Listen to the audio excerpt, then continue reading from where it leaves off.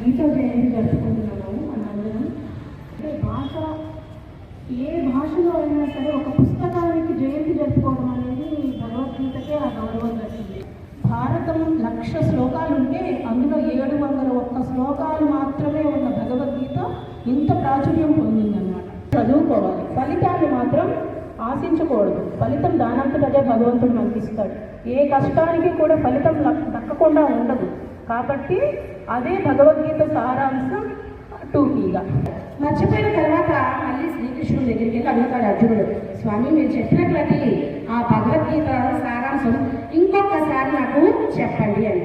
కోపం వచ్చి దివ్యమైనటువంటి విషయాలు కానీ సంఘటనలు కానీ మరలా చెప్పడం అనేది చాలా అసాధ్యమైనటువంటి పని.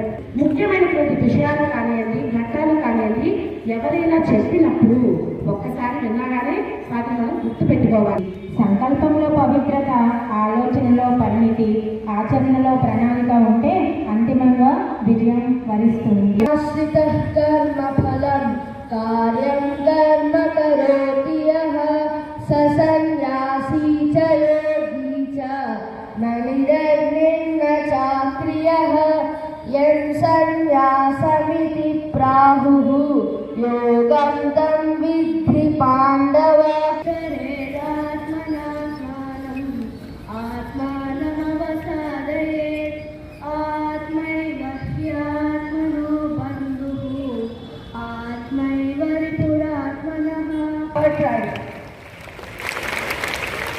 Because Sri Krishna and Bhagavad Gita are much related to our life.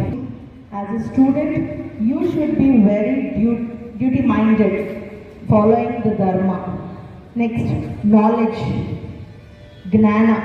Classroom is the best way, and your teachers are your weapons who can enrich your knowledge.